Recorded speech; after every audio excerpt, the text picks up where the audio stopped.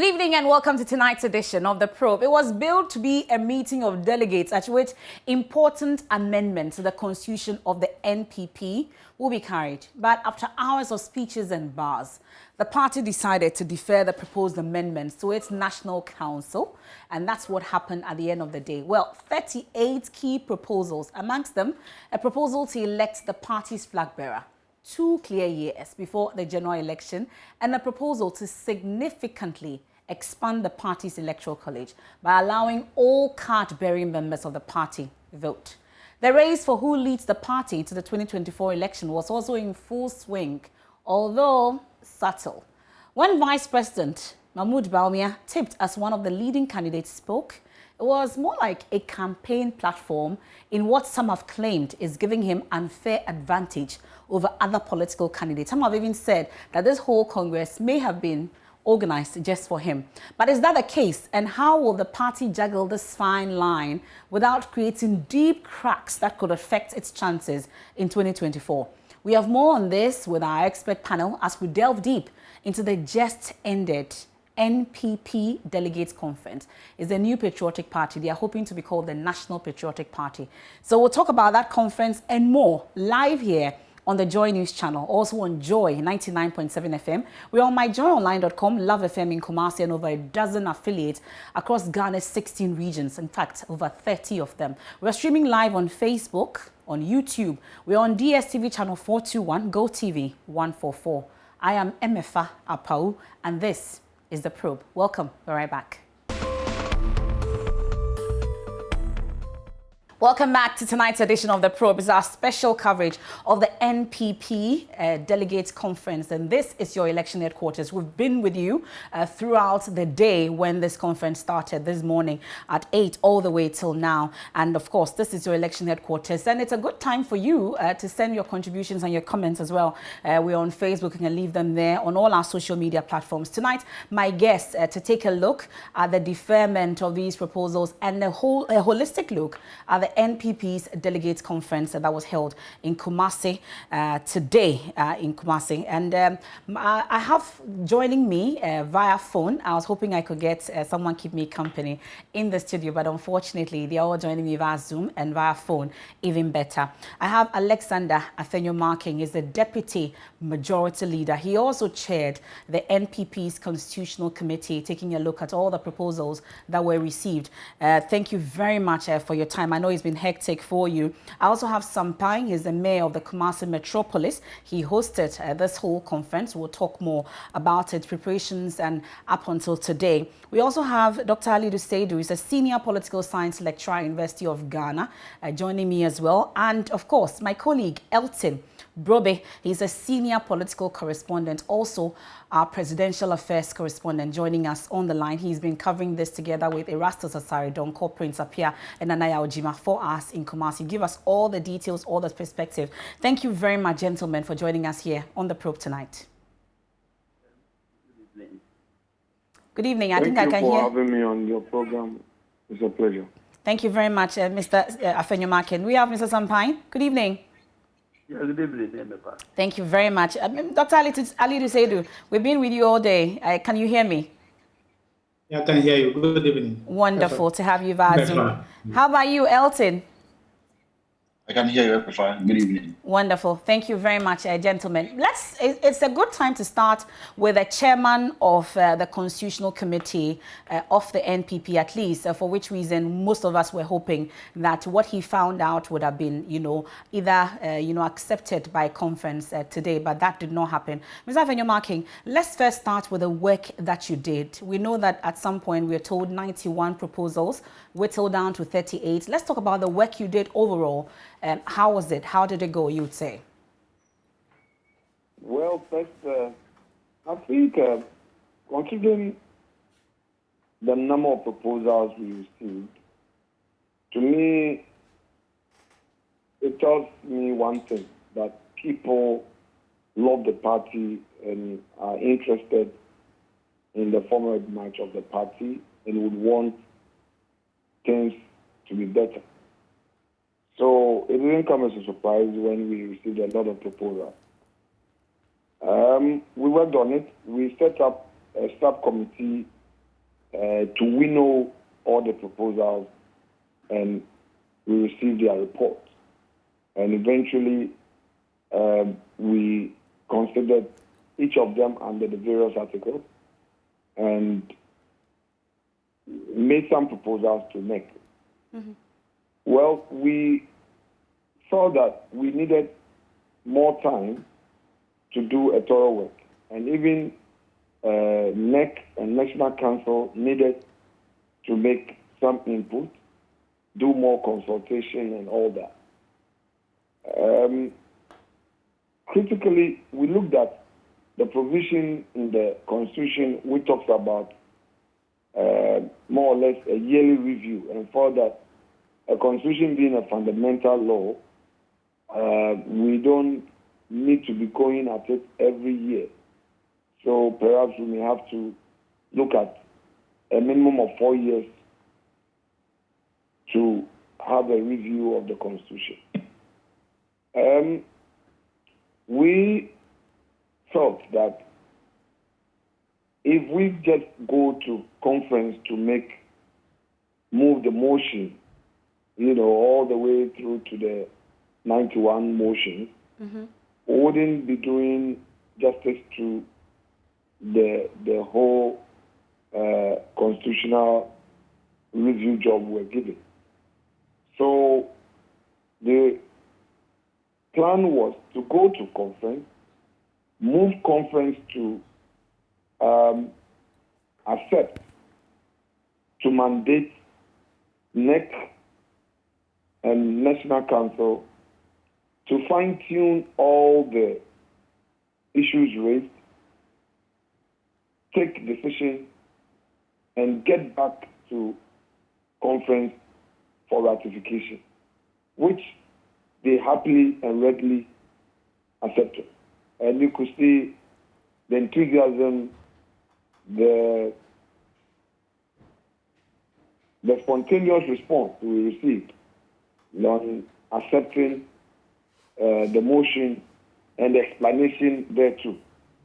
So all in all, I would say, well, it was a fulfilling day, seeing party folks not leaving conference grounds with agitation and happy. And as chair of the committee, when we even finished and people coming to talk to you, they were full of joy that, okay, we think this is the best way to look at it. And let me also state for the record that everything that was done was so done in a very transparent manner. For instance, all the proposals were compiled. Not a single one was left out, and circulated to all the 275 constituencies. Again, when we finished our work, our report, the motion, were all sent out to every constituency. So there were no surprises. The constituencies had the opportunity of looking at everything. Okay, but is it the norm that once that motion was moved, then it will be deferred rather to the National Council than conference, upholding it or approving it for that matter? Because at least from the preparations, that's what we're expecting, that today, conference, we're going to adopt these proposals or otherwise. Well, MFA, a serious democracy that seeks to meet the aspirations of its people must be properly guided. And democracy is guided through institutional pillars within its setup. Therefore, conference being the highest decision-making body has structures that report to it. So you have the National Council, you have the NEC, you have the steering committee. So conference can decide to refer a matter to council and NEC to deliberate and report for ratification. And this is nothing strange. It is their mandate as conference that they are giving to a recognized organ of the party to deliberate upon. So it's like a body corporate which has its executive committee or the management, the board mandating management to proceed on certain matters and report to it for ratification or report to it so that it can adopt those decisions taken by management. And then, of course, eventually it going to the AGM for further vote. So if you ask me this, I would simply say that it was in order. Conference wanted a well-guided proposal. Conference wanted thorough work to be done. Mm-hmm. Don't forget that at conference, we don't do deliberation. It's the motions that are moved. And then the usual plenary responses are either yes or nay. And it's akin to what we even do in Parliament. We do committee work where the thorough work is done, and then we come to the plenary where you hear the usual chorus. But the real work is done at committee. Therefore, conference thought it wise to get National Council and NEC to deal with all the issues and report back to it at the next conference for ratification. Okay, well, let me bring in Mr. Sampine also, because you've just mentioned that, of course, everybody was in the knowing in terms of the proposals that were put forward ahead of the conference today. And I know that yesterday there was some sort of work also that was done. Mr. Sampine, you hosted this whole conference, but first, I would want to find out from you a number of proposals, at least. We're told down to 38 that we're told about. Popular is the one about the presidential election, amongst others. I'd want to find out from you which one of them was of interest to you when it comes to the number of proposals people are asking that you make or you amend your constitution. Yeah, hello, MFA. Yes, Mr. Pine. Yeah, Marcus wanted to come with something a little faster, so if you can repeat. Okay, so I don't know if you heard me, so I'm asking, of all the proposals that have been put forward, we've heard the chairman of the Constitution Committee. Yeah, it's not about not hearing you well, but Honorable Martin Marcus wanted to come in with a submission before I drop it, so if you can repeat that. Okay, so he's just finished his submission, and I was coming to you on it. He said right now before you got in touch that he wanted to add a little bit to his speech. Okay, Mr. Pine, it's okay. Mr. Afenyo is with us, and he's made his initial submission. I was hoping you'll come in, then I'll do my other colleagues as well on this. We have Dr. Alidu as well. So I'm just briefly asking you, of all the proposals that you've heard or you've seen, which one of them is of interest to you?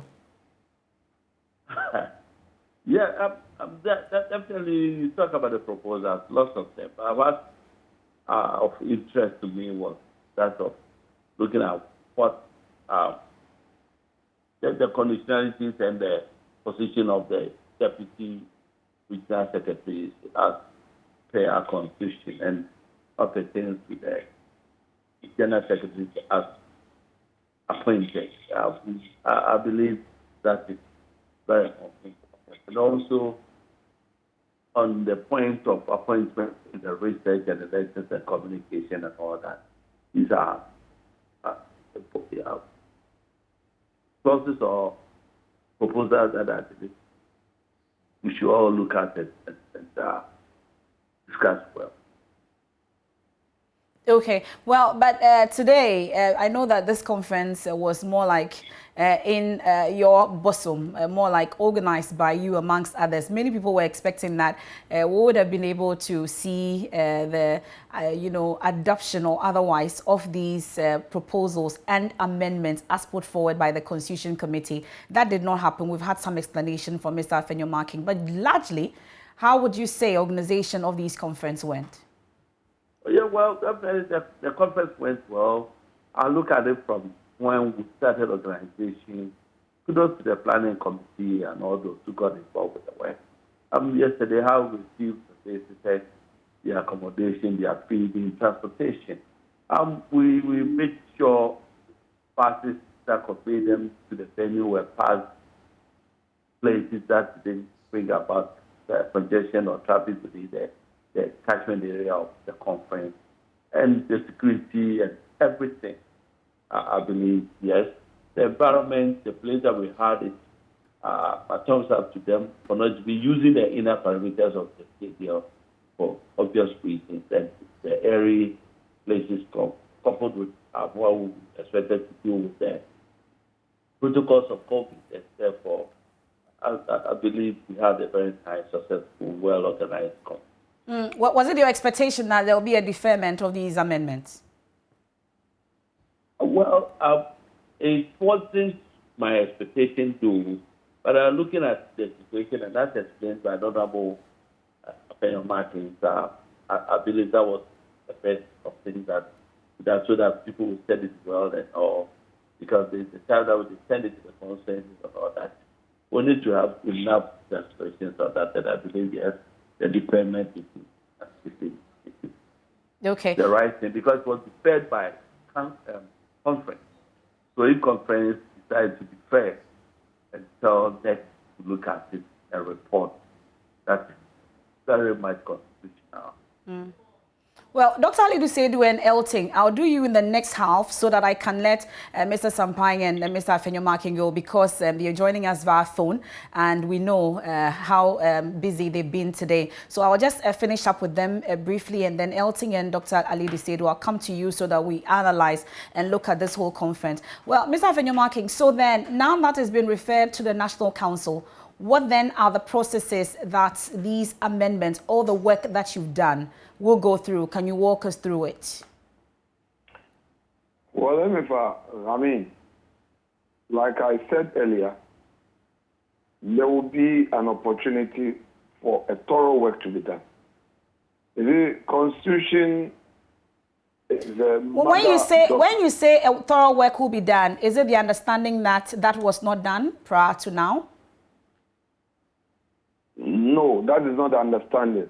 The understanding is that you need to do a thorough work when it comes to amending your constitution.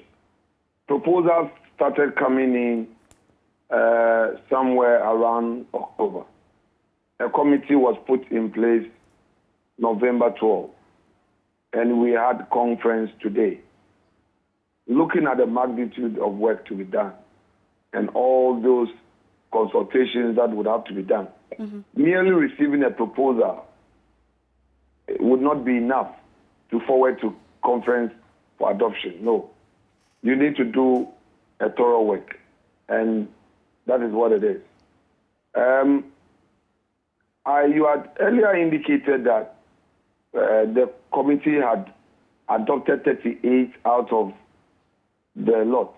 I don't think that is accurate. Okay. Yes, the proposals we received were 99. In fact, we winnowed, let me put it properly in parliamentary language, we winnowed 99, and we reduced them into 91 motions. Right. And we had our recommendation. There were some that, as a committee, we rejected them outright. There were some that we recommended. How many of them did you reject outright as a committee? Well, I'm unable to give you that breakdown for now. Okay. But I believe that once the document gets to NEC, now that conference has mandated NEC and National Council to deliberate on these proposals and come out with a decision. So how many proposals will the National Council be looking at the final count? 91. 91, not 38. Yes, not 38. No, please. Okay, please go ahead. Yes. So it will be an opportunity for the party to deal with it and take a decision whether certain proposals must necessarily form part of the amendment.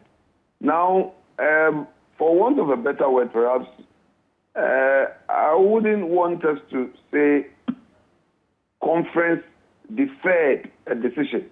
No decision was deferred. Nothing was deferred. A decision was taken. A decision was taken. And that decision was a referral for the second highest decision-making body to take a decision to look at what has been brought forward.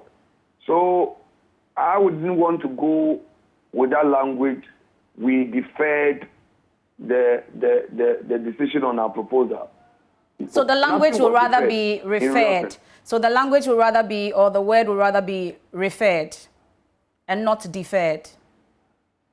Well, it may appear better under the circumstances.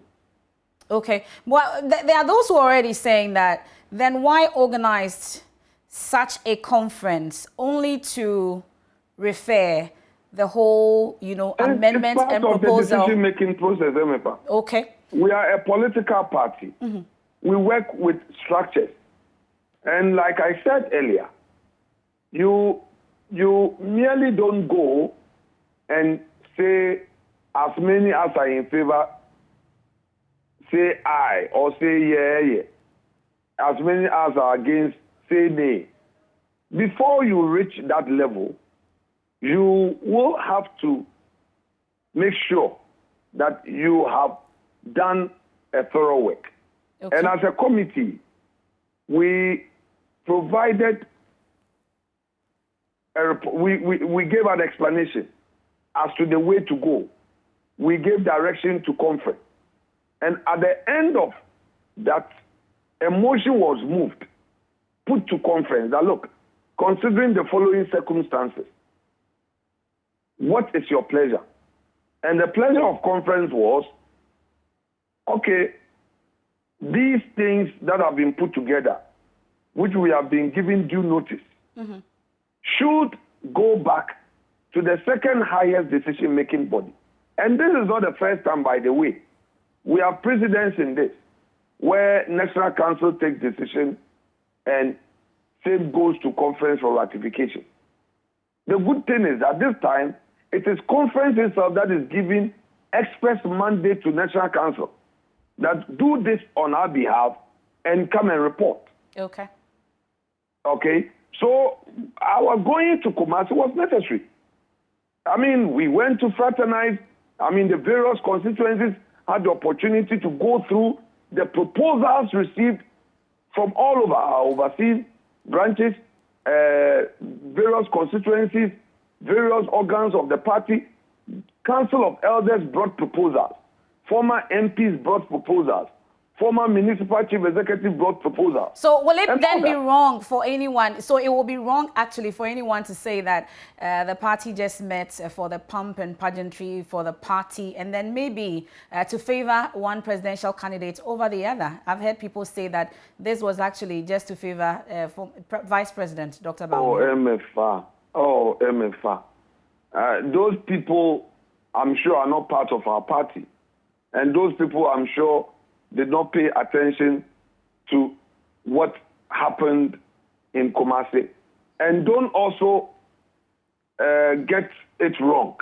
We did not meet in Kumasi to do constitutional amendment. No. Constitutional amendment is part of an imperative in the Constitution that every year when we meet and there's an opportunity, we should amend. So that is why members wait to come up with proposals at a certain time. There is a certain period that they serve notice that if you have proposals, there is notice of conference. So bring it up. But there was annual report from Treasurer, annual report from General Secretary, report from the chairman, various activities that took place within the year were reported. In government, what we have done so far after election, all these things were reported on. So it was not a one-item meeting that we had an addendum, which addendum was constitutional review. No, that was not why we went to Kumasi. So for those people who may want to criticize or say things here and there, they've completely gotten it wrong. I mean, you say somebody, they favored a presidential candidate, you know, and all that. We have not opened nomination. And you remember that before conference, NEC issued a caveat that there should be no party candidate billboard or pictures and all that. And today, I saw the discipline in the party. Not a single one of it. Mm.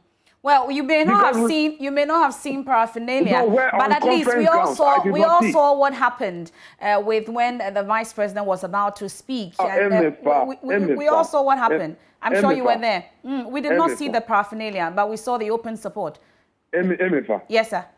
The vice president of the Republic of Ghana is a member of the party. Mm-hmm. When I was there, I got to the conference grounds. My constituency officers came to me and embraced me. Friends that I know, student leaders embraced me. Even me, at my small level, they came to embrace me. Various polling station executives, who to me, and other regional chairpersons. The president himself, when he arrived, was well received. Why would you want to single out the reception received by the vice president to mean something else? I'm sorry. I mean, that would be quite unfair. But it's a political party meeting. Okay. People express affection. Don't forget that since 2020 election, this is the first time we are meeting to fraternize. As a party, we are seeing each other in such a mood. And people were happy seeing people physically for the first time after almost a year. You know, you see people on TV. Now you have opportunity of seeing, Vice President Bawumia, the man leading the digitalization drive of the government, the head of economic management team.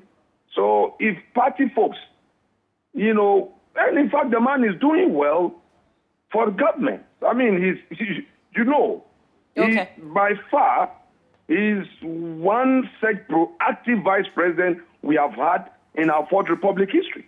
You're sounding like you're throwing your support for him. Is that the case? No, Emefa, you don't put words in my mouth. I was only asking. We haven't opened nomination yet. Okay. I am saying that the party people appreciate Dr. Bawumia. I from got that, our sir. days in the election petition, all through when we're in opposition, his lectures that he was delivering, the role that President Akufo-Addo has given him in this government to be the head of the economic management team, the fact that he is leading government policy on digitalization. Mm-hmm. He has become the face of the digitalization policy of government, which policy is helping create a game changer. Party people would be within their right to express joy upon seeing him and express affection and fraternize with him, receive him well, cheer him, because they know that he's been the backbone of the Akufo-Addo's government. And I don't think that this is a notorious, I don't think anything is wrong here It is a notorious fact. Okay, that's fine. Mr. Afinomaki, I'll plead with you to stay with us a bit longer. Let me bring in Dr. Alidu and, of course, my colleague Elton Brobbe. He's been covering all this for us. He'll give us all the behind the scenes and what we may have missed on TV as well. Dr. Alidu, you have been also monitoring events today from the speeches and everything. We're hoping that some the amendments would have been, adopted, but we've been told that there was a decision.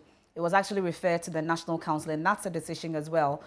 From your monitoring of today's whole event and listening to Mr. Afinomaki, what then will be your take on everything you saw today?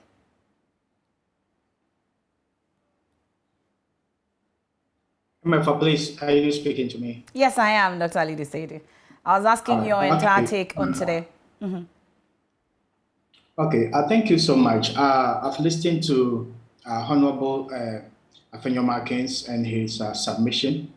I agree that a constitution of a party or an institution is one of the most important documents. And amending those documents require careful retrospection and consideration.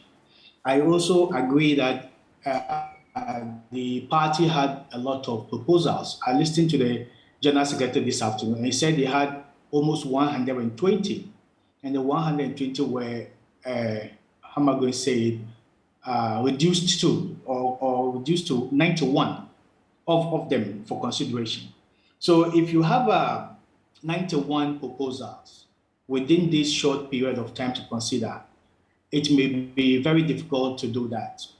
However, my problem has to do, okay, before even that, Honorable Afinomaki also made the submission that it is legal for a conference to refer issues of this kind to NEC and then the National Council. So it is what they have done is constitutional. It doesn't go against the party's rules. My concern, however, is in several fold. One, what are the membership of NEC and then the National Council? In every election process, the process, I disagree with Honorable Afinomaki when he said they haven't opened nominations yet. The processes to electing who leads the party started even way back. So all these things is part of the process, right? I'm not sure of the membership of NEC and then the National Council, and whether all the candidates that have expressed interest to lead the party will have equal representation at both NEC and the National Council, and whether the decisions, the kind of stock taking and reviewing and careful consideration will be done to favor them or will be done to favor any other candidate that they wish. That's my first concern. So will the membership of NEC and National Council will have been the same as the membership of our conference?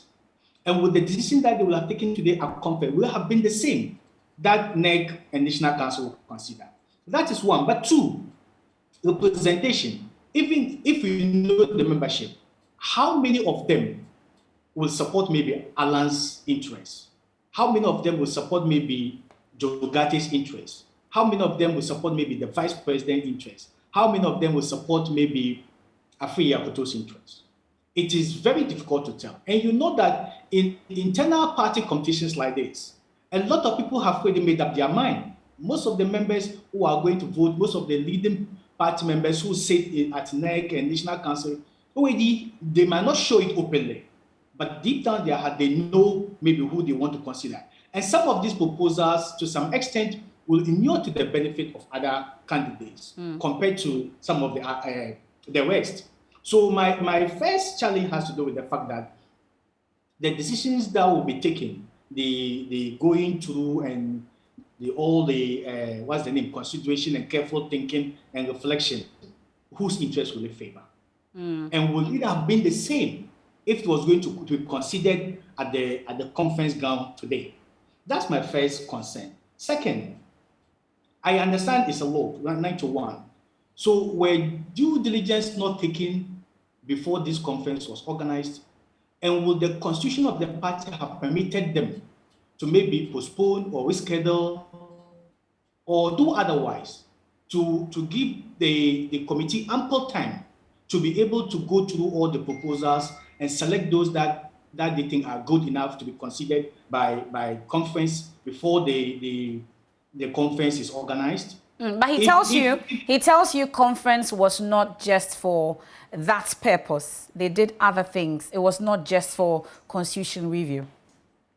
Yes, I agree that conference has multidimensional functions. Yes, political socialization, political career building, leadership training, fraternizing, and doing a whole lot of things. But MFA, you all know that this is the crown jewel. What has been referred, because Honorable Marka said we shouldn't say deferred. What has been referred to both NEC and Council was the watershed moment. That would have been what everybody was looking up for. And I also learned from Honorable Afinomaki that this is not the first time this has been done. It has been done in the past, so there's a precedent to it. But to be honest with you, I agree to the fact that the Constitution is a very important document, be carefully reflected upon. I agree that there are so many proposals, but my fear is that we already have those kind of perceptions that maybe some candidates are favored and others are not. Will these decisions that have been made by conference today highlight that particular fear? And if that is the case, what then portends for the unity of the party moving forward? I listened to the Vice President's speech, and he talked so much about unity moving forward, which he thinks is a very important thing to build the party after the conference. Will this decision rather deepen the cracks or will lead to that unification? Okay. That is my concern. Okay. Well, Mr. Amenoma, you heard Dr. Alidu say his concern. I'll be going to Elton also for the backstory, everything else that we may have missed on the screens. I'm sure you heard Dr. Alidu say to Mr. Amenoma, are there any responses you want to give to the key concerns that he raises? React to a few things. Please do. Well, I may also disagree with him on the very point he disagreed with. You see, first of all, he must acknowledge the fact that our party has constitutional structure, decision-making level. The fact that conference refers a matter to National Council to deliberate upon and come back for ratification would not or does not necessarily mean that there would be some level of prejudice because somebody has his rep there, somebody may not have his rep there, or that immediately the referral is made, there would be no point in getting a fair judgment on the matter. That is completely wrong if that is a suggestion you want to put across. There is precedent on this matter. And I'm saying that when National Council adopts what it has to adopt and it goes back to conference can act within its bona fide to disagree and reject. So the doors are not shut.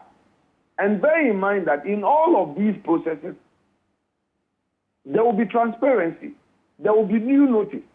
I've already explained to you that when the proposals were brought and the General Secretary received same, all were circulated to all constituencies. When we were done with our report, same was circulated to all constituencies. So the referral made to National Council should not be misconstrued to mean that, some group of people who may favor a certain candidate or the other may have an opportunity to do something against another person. That is first. Second, I disagree with him if he attempts to suggest that the processes for electing a leader for the purpose of 2024 election has already begun. I strongly disagree with him. The party has not, and I repeat, has not open nomination for constituency, regional, or national elections. Then why did the party have cause to ask people to pull down billboards, amongst others, prior to the conference?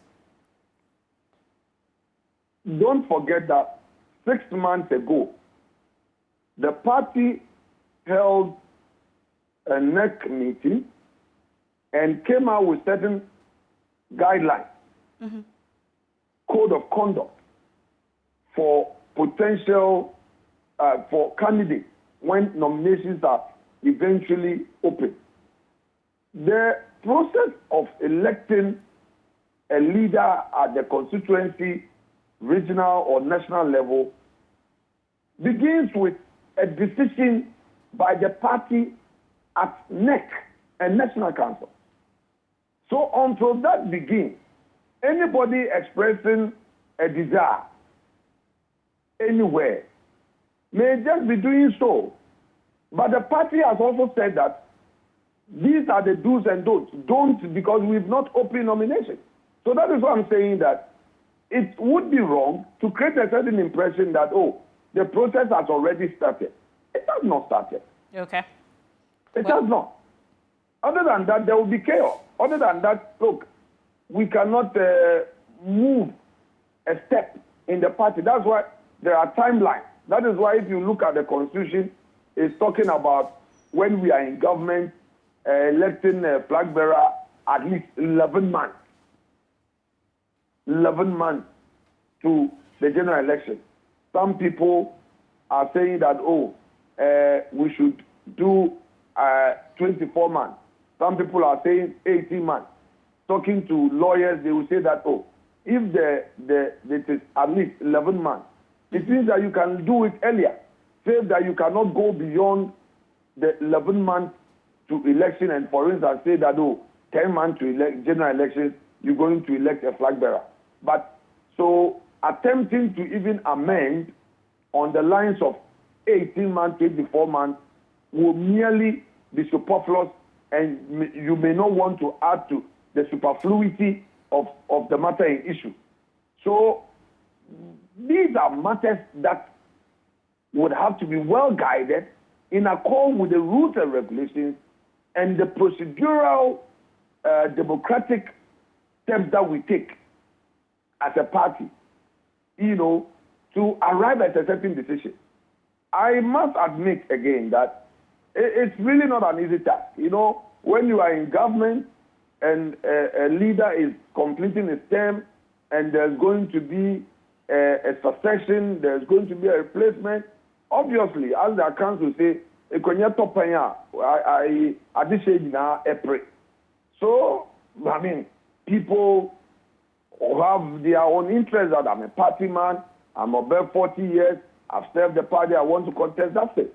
But the party says it will guide the process, and as we speak, indeed, no process has been initiated by way of receiving nomination. Okay. So I disagree with Doc on that. Well, we await that day patiently. But let me bring in my colleague Elton Brobbe as well. Today he's been with you in Kumasi all through, covering every event for us at the election headquarters. Elton, beyond the speeches, the pomp and pageantry, you were behind the scenes. You saw everything that happened. Bring us up to speed on it. Well, my conclusion is that the conference provided the perfect grounds for the various aspirants to test their popularity. And there was open campaigning among hopefuls, especially for the national executive positions. Professor Mia Kumfi, Semana Samoa Martin, and a few others were there to test their popularity and to gauge the mood ahead of the National Delegates Congress, which is happening in June, to elect national officers of the party. And the conference provided a platform where they connected with delegates from across the country and to also prepare themselves ahead of the June showdown. Also, it was clearly an avenue to also see who is most likely to lead the party in the 2024 general election. So it was clearly a matter of who is more popular, who is more acceptable, who is likely to win the votes of delegates. Is it going to be the Vice President, Dr. Baumia, or Trade Minister Alan Kofi. Indeed, right from Friday to Saturday till this morning when the conference got underway, there were discussions in the pubs, at the various restaurants, at the various hotels, and the discussions centered on Alan as the preferred choice or Dr. Mahmoud Bawumia as the preferred choice. And indeed, for some of the people that I spoke to, these are people who are of the view that they work so hard to bring the party to power and they feel neglected. And you could sense the sense of anger in them, frustration. They are of the view that they work so hard and they are not getting the reward that should be accorded them. And that translates into their perspective for the future and who can best serve the interests of the party. So it was a platform where the various hostefuls were there to test the waters. As you saw on TV, at some point, when President Akufo-Addo came in and sat down, it took a while before the vice president actually mounted the stage, or it took a while before he actually got to his seat, because some, commentary would be told that he was held up by some members of parliament from the Ashanti region. They brought him in, and that created some pandemonium that delayed his, taking his seat before the president did so. But is that the order? We have attended a number of these events. I'll talk about the popularity contests without paraphernalia. But first, quickly, is that always the order, that the president arrives before the vice president? No, in terms of protocol arrangement, you will see that was a clear breach, because the president is supposed to be the last person to arrive. In terms of the rank, because the chief of staff, the chairman, the general secretary, all of them came in. Indeed, when I was speaking to Hakman also Ajiman, the chief of staff had come in, but because it was not her time yet to go and take her seat, she stayed in her car for a while before it was her time, and she was ushered to take her seat. So in terms of protocol, the president was supposed to be the last person to arrive, the vice president the last but one, and the president the last person. But in this case, the president was in. The explanation that I have heard from handlers of the vice president is that because he was held up by some MPs, that delayed his arrival and taking his seat before the arrival of the president. So these are some of the things that happen. Sometimes these things are done so as you get the applause and then the cheers before you go on and take your seat. And I'm suspecting that may have been the overriding motivation on the part of the vice president to get this thing done. I mean, you watch how he was introduced and the support that he received.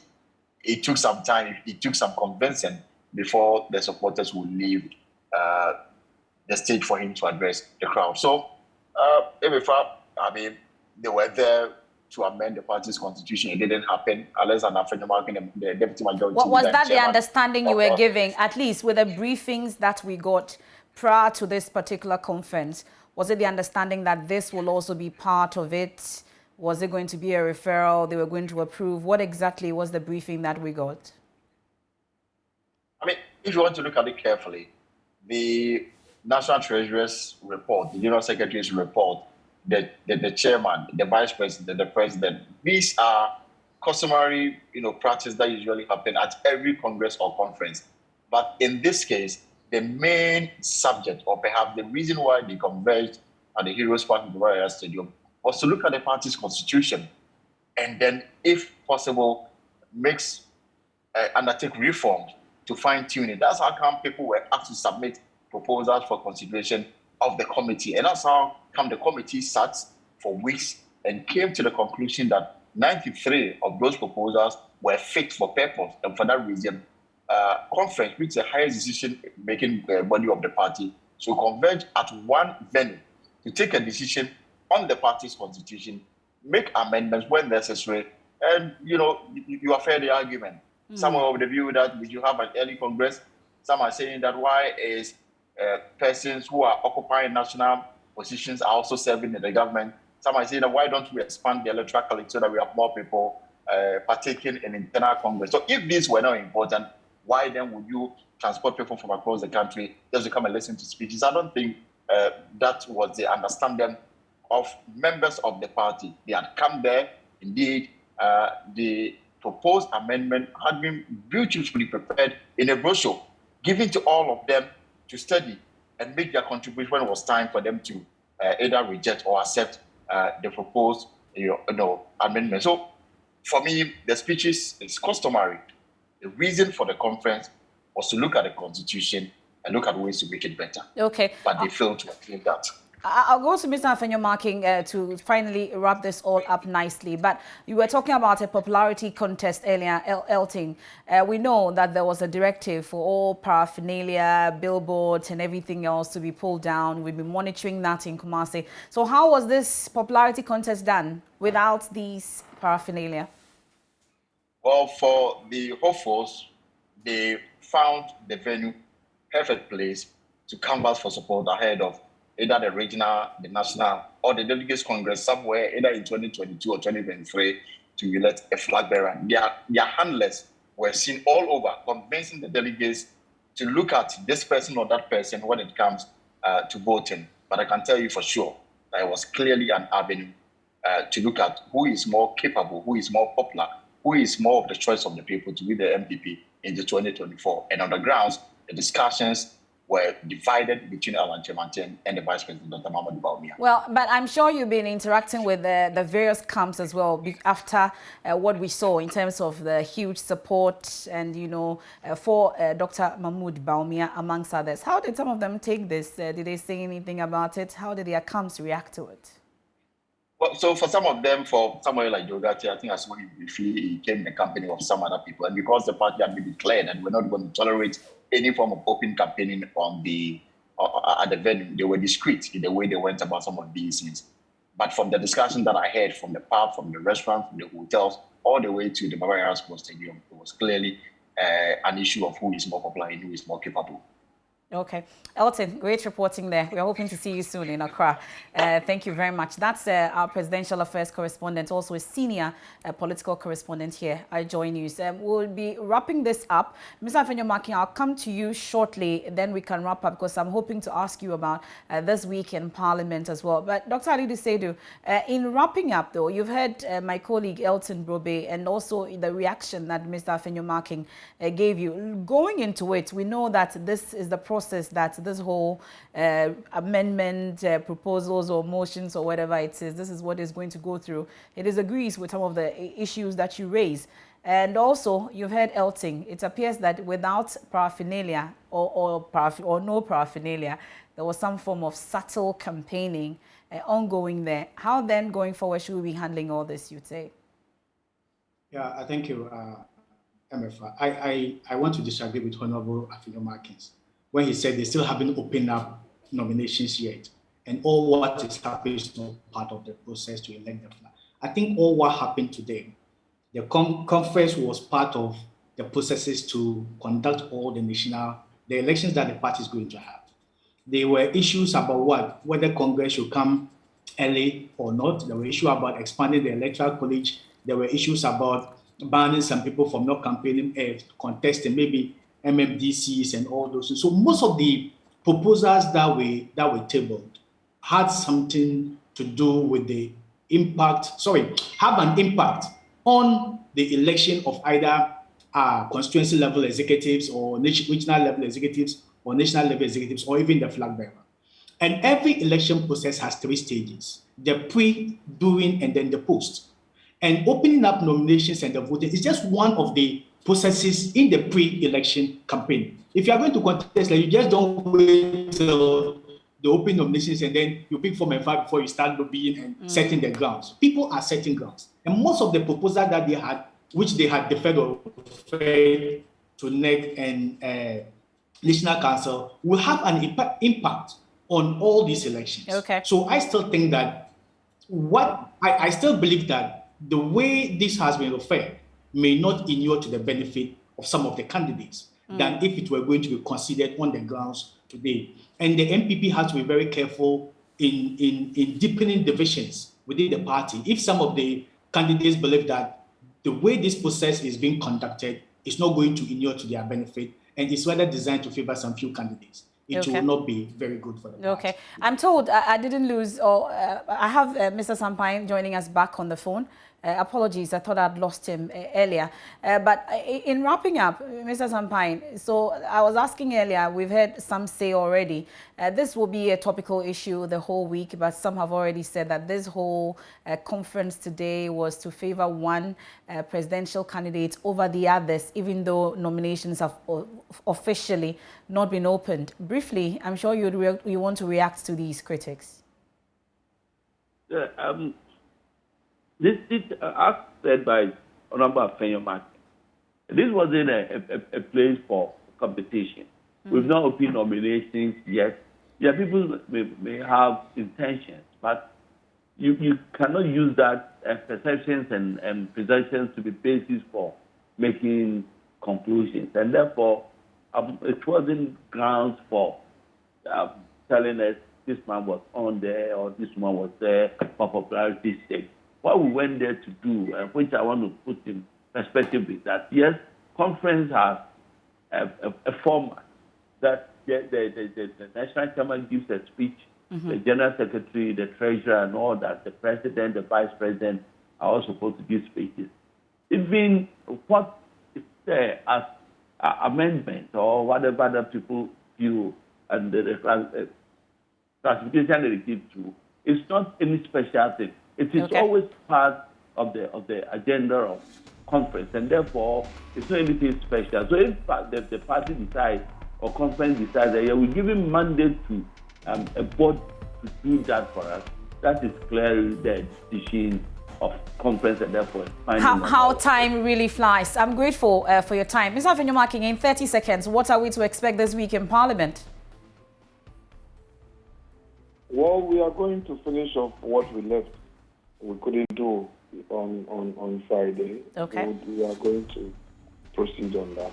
Okay. But let me conclude by saying that the essence of today's meeting was not about constitutional amendment. Okay. That point well made. I'm very grateful for your time. That's Alexander Afinomaki, is Deputy Majority Leader, also the Chairman of the NPP's Constitution Review Committee. I also had Mr. Sampine, is a Kumasi Mayor. We also had Dr. Alidu, Senior Political Science Lecturer at University of Ghana. And of course, Elton Brobbe is a Senior Political Correspondent and Presidential Affairs.